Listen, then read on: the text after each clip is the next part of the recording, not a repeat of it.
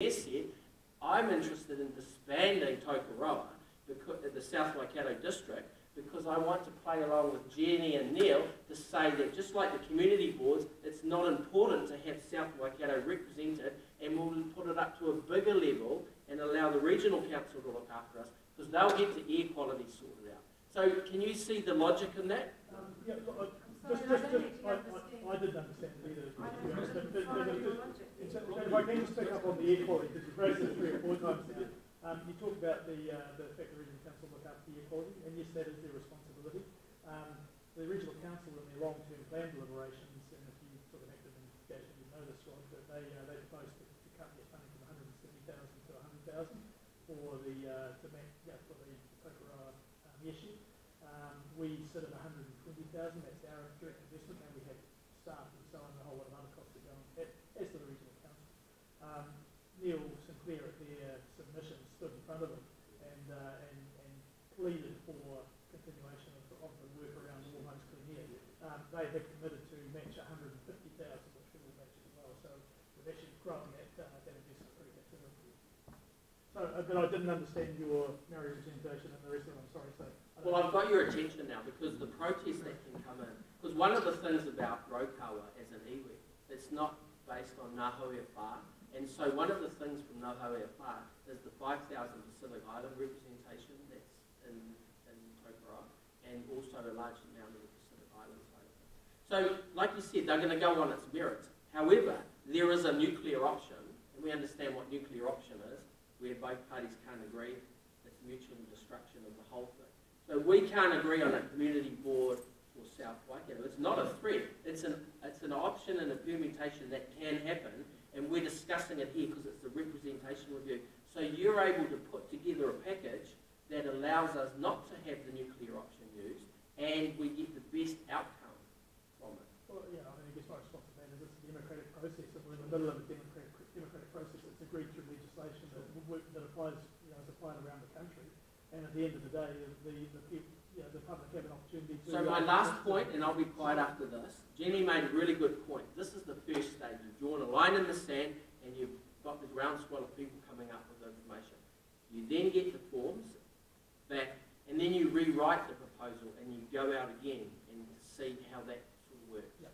Okay, so that to me is a really important rewrite. I hope you invite the 3 of us to sit round the rewrite table to help you pen it out, because we represent 22,000 people. Well, the elected officials who were elected by the committee. We represented 22,000. Our guest came. But I have a question about the Pride of Pataria, because I'm not totally familiar with the organisation, so you can probably enlighten me. Now, Pride of Pataria seems to be, it's sort of like a Lions with steroids or something. It's fundraising, it does things, community projects and stuff like that. Is that basically the... Because what I see a community board being is not that. That's promotion. I'm talking about representation, which is totally different to going out and fundraising for something. No, it is a representation. It does actually represent the views of the Pataru Arapuni wards. And how does it go about engaging with the community? They engage with the community with business after fives. And the business community. The business community. What about the wider community? What do they do? Right across the whole. They have an election process to actually elect their committee. Yeah. So what is their engagement with the wider community? The pre-look goes like Tokoroa, Arapuni, Puki Turua, Tirau. The what does? The pre-look. It's like a local. It's very, very good actually. Yeah. So if someone in the district has an issue, they can go to Pride of Pataria. Absolutely. They have an office and they have a manager who runs it. Yeah. Okay.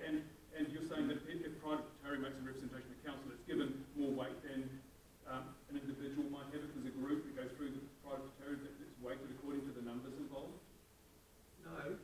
So it's not really providing that. We don't run the numbers again, we actually run that's what ideas. Democracy is about, though, Neil. It's about numbers. Pardon? Democracy is about numbers. Do you not realise that? No. The strength of it in democracy is how it looks after the minority. Yes. That's the best definition. That's how you measure it. Yeah. The democracy isn't majority has the right. Yes, but again, you must look at the issues on the basis of the quantify the needs and the people involved. The more people you please, the better you're working. You've got to look after the minorities, but you can't say we're only going to service minorities. No, we give preference to minorities. It's the way in which, and I have to say that principle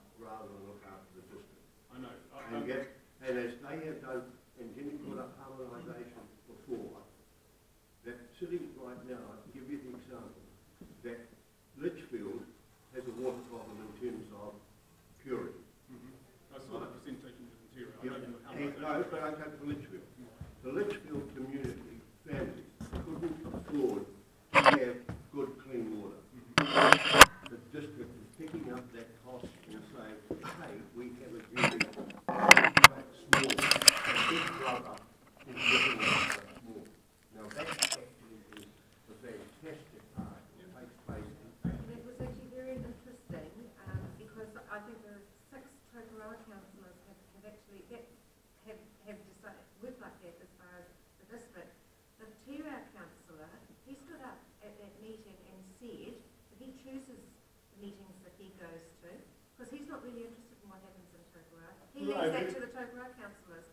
And I was disappointed that I wholeheartedly agree with you. I've had my arguments with him. Don't you worry. Yeah. You know what I mean? I mean, you know, he only did. I mean, okay. I found that very disappointing. Very disappointing. I was very disappointed with that when he said that. So this is the opportunity in which the community comes in. Now, every local council, in fact, I think the water went off in Tokoroa. And I had people phoning me and said, what right does the council have to turn the water off at 10 o'clock? Then we had a major break. And what happens is that until something goes wrong, people don't actually phone me up and complain. I get people complaining rather than saying, hey, thank you, because if they're happy and it's all going, that's what takes place. Now that's the name of the game. Interesting will be, we actually could have 8 councillors, 2 wards, and still a Tokoroa community board, couldn't we? Yeah. You could actually, What was that? I didn't quite get you. What was it? 8 we councillors? could actually have 8 councillors, Yeah. 2 wards, Yeah. so that would be, and still a Tokoroa community board. But we could, That's that's an option, but we also could have 7 councillors. Is it possible? In the 6 is the minimum. could we go down to 7? We could go Carry down. on, Peter. We could go down to 7 and have a community board in Tokoroa, Yeah. for example. I mean, you know what I mean? I mean, That's open up the box. I'd have to ask you that as you look close to Matamata, is Matamata now worse served because they have got rid of their 3 community boards? I think that, I'm to be honest, Neil, people say that, the council is, one turned around to me and said, is aloof, they don't really give a tools. What do you think you'll get from Matamata, the ARCO, that Tokoroa doesn't get from the South Waikato? What do you think will happen differently if we decide to... I haven't even looked into that. Right, Okay, but it seemed quite strong. But I think, yes, the sentiment is there in Tokoroa, right?